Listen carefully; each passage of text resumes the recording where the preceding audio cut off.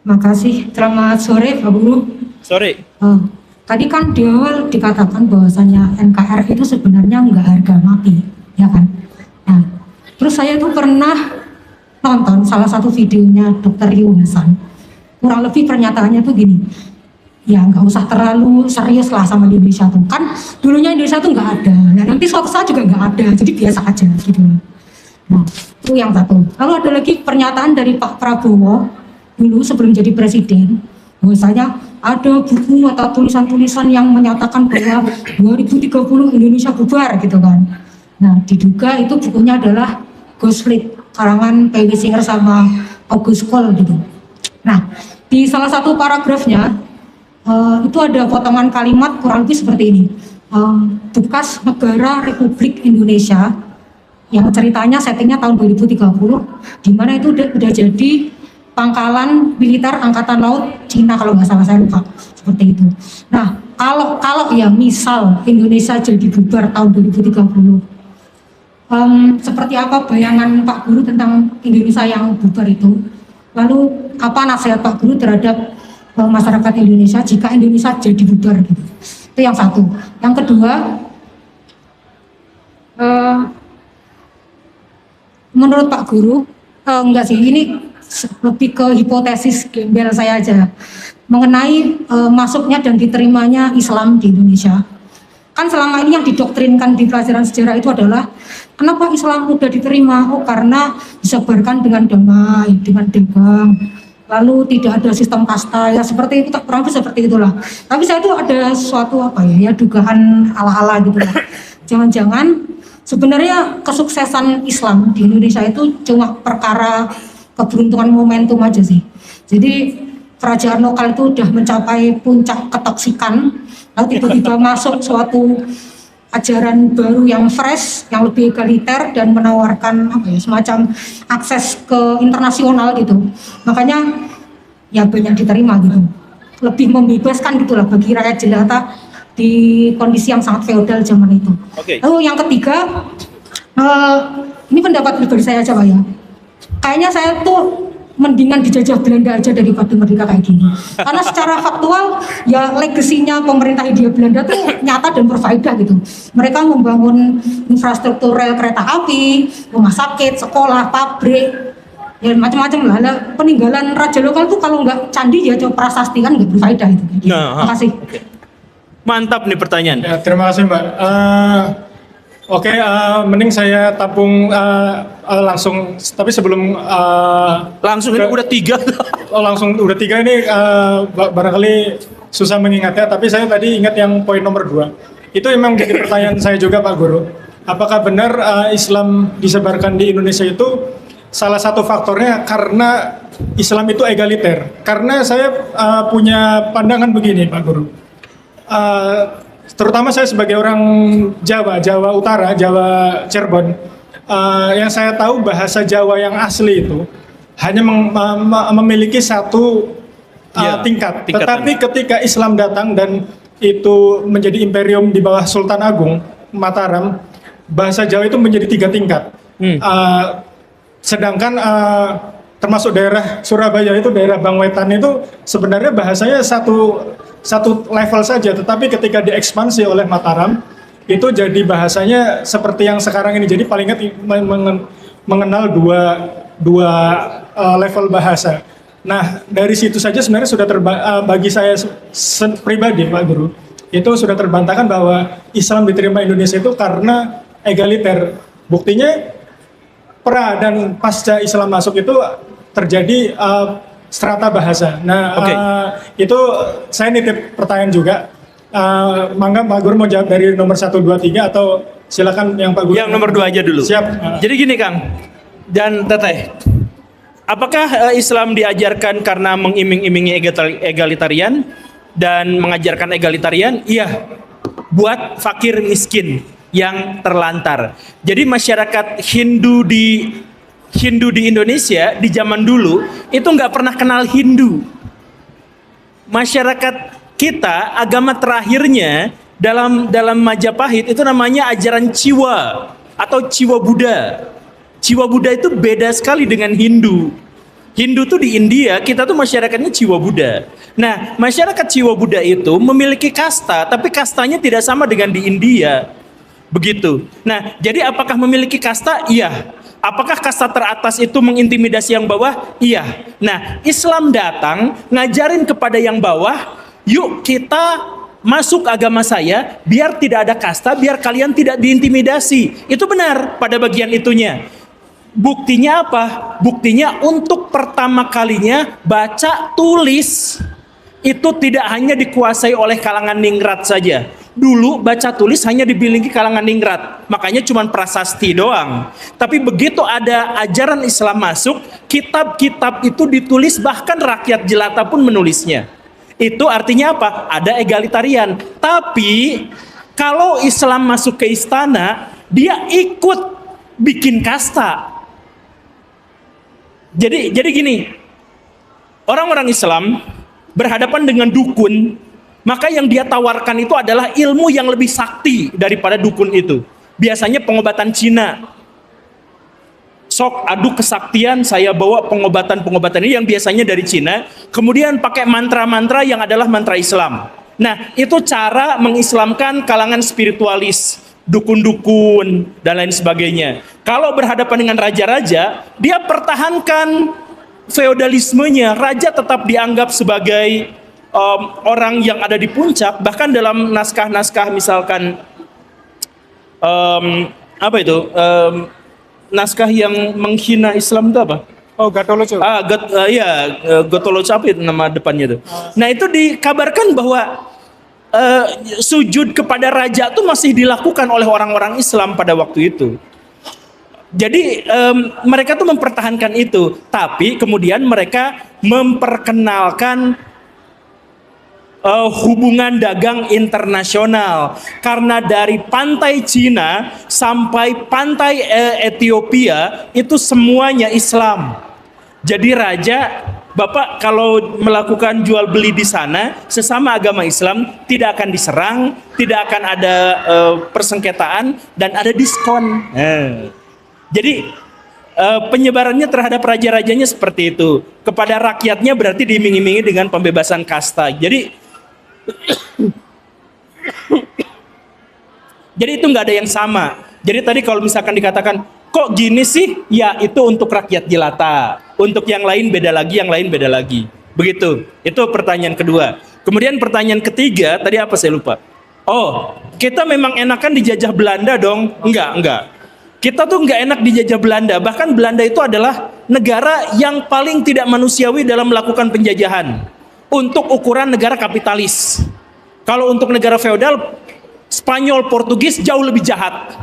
Tapi dibandingkan dengan negara-negara kapitalis seperti Inggris dan Prancis, Belanda yang paling bobrok. Kenapa? Karena Belanda tuh negaranya kecil, dan karena itu mereka tuh sangat oportunis. Misalkan dia melihat masyarakat Indonesia itu berkasta-kasta, ya udah gunakan kasta itu untuk melakukan penjajahan. Jadi Belanda tuh nggak ngejajah Indonesia, emang bener. Belanda tuh nggak ngejajah Indonesia, tapi Belanda menjajah para bupati agar bupati itu menjajah rakyat Indonesia.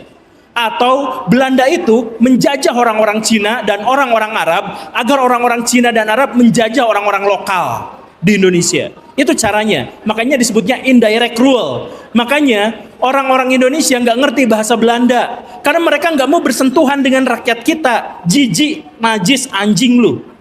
Orang pribumi itu disebut anjing.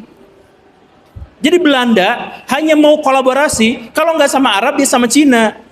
Tapi sama orang Indonesia dianggapnya sebagai kasta terendah. Makanya mereka nggak mau interaksi. Begitu. Nah, itu yang pertama. Kemudian yang kedua, Belanda tuh akhirnya taubat tahun 1901.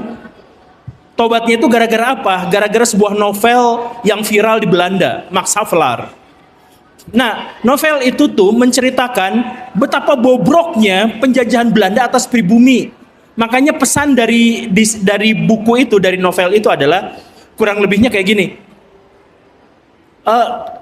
Emang kehormatan Belanda tuh di mana? Mereka ngaku bangsa yang terhormat, bangsa yang beradab, tapi ngejajah dengan cara kayak gini. Itu tuh buku itu tuh bikin Belanda tuh dihujat, dibully oleh netizen-netizen Eropa. Di tahun 1830-an, 1850-an. Dicaci maki di sana tuh, sampai partai politik Belanda yang menang tuh di sana adalah Partai Liberal. Ya karena buku itu viral, jadi partai yang ikut mendompleng wacananya menang di sana. Jadi Partai Liberal tuh menang. Makanya nanti tanam paksa tuh dicabut, dihapuskan. Nah, Belanda tuh pada akhir-akhirnya tobat dan kemudian bikin sebuah balas budi yang namanya politik etis.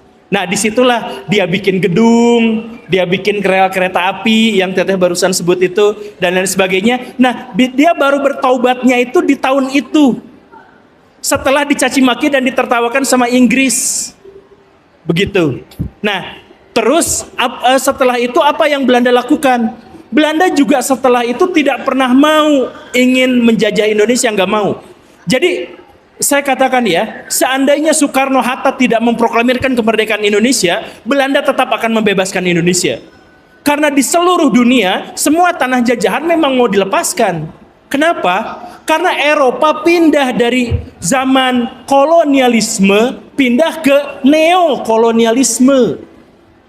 Sekarang coba perhitungan sederhananya gini, saya orang Belanda, untuk bisa menguasai Indonesia dan mendapatkan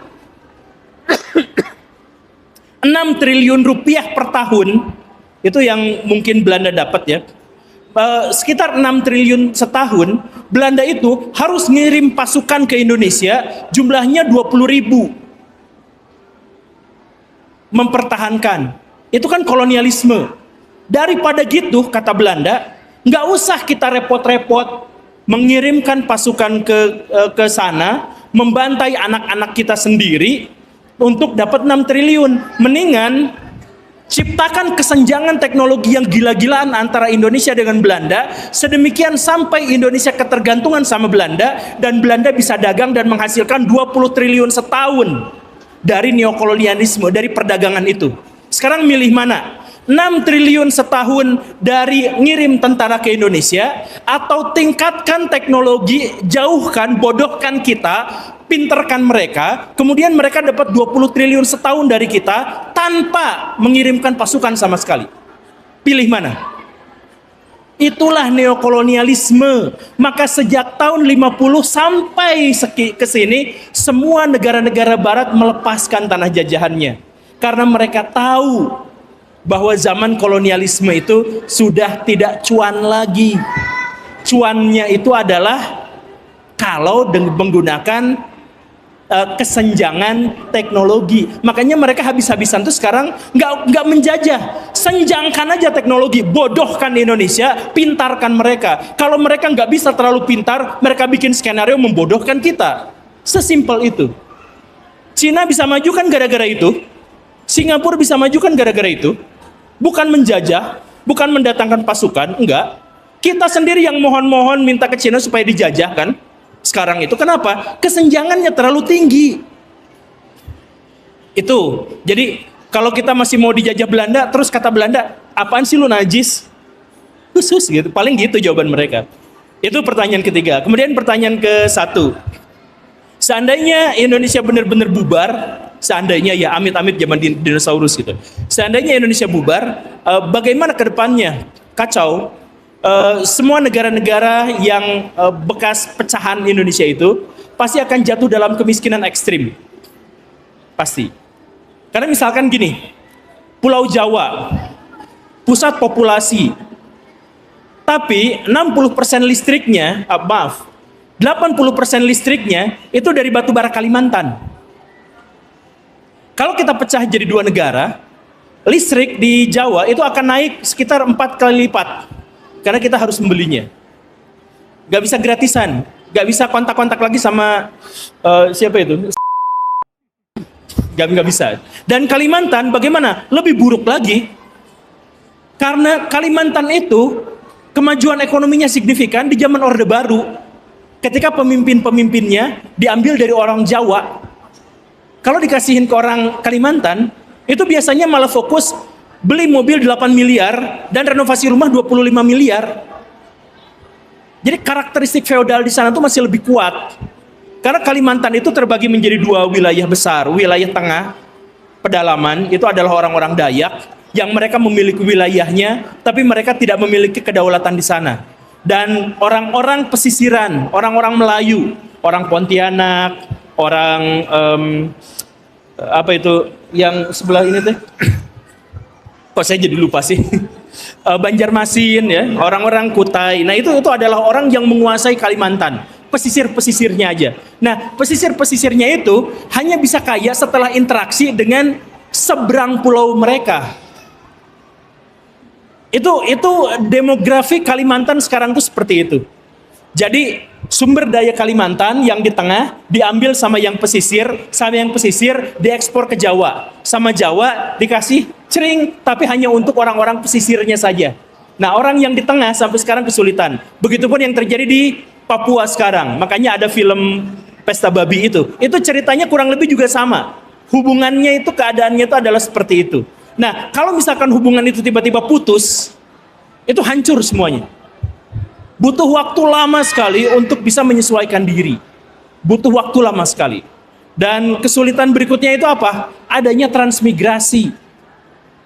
Coba saya tanya, di Sumatera suku apa yang paling banyak?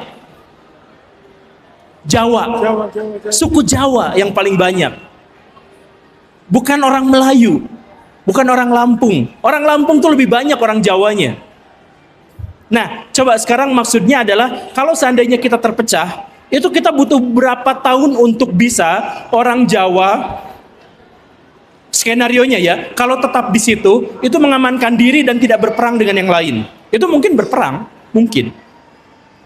Karena dulu di Indonesia merdeka, orang-orang Belanda tuh pengen mendirikan negara sendiri di sini. Makanya nanti muncul angkatan perang Ratu Adil itu. Itu berapa belas ribu, berapa puluh ribu orang yang dibantai. Nah jadi harganya menjadi sangat-sangat mahal kalau memang pecah. Tapi kalau misalkan mau mendingan bersatu aja seperti ide saya itu, dan dengan cara yang baik-baik, itu kayaknya keuntungannya akan jauh lebih besar lagi. Ya, kurang lebih kayak gitulah. Itu pertanyaan 1, 2, dan 3. Terima kasih.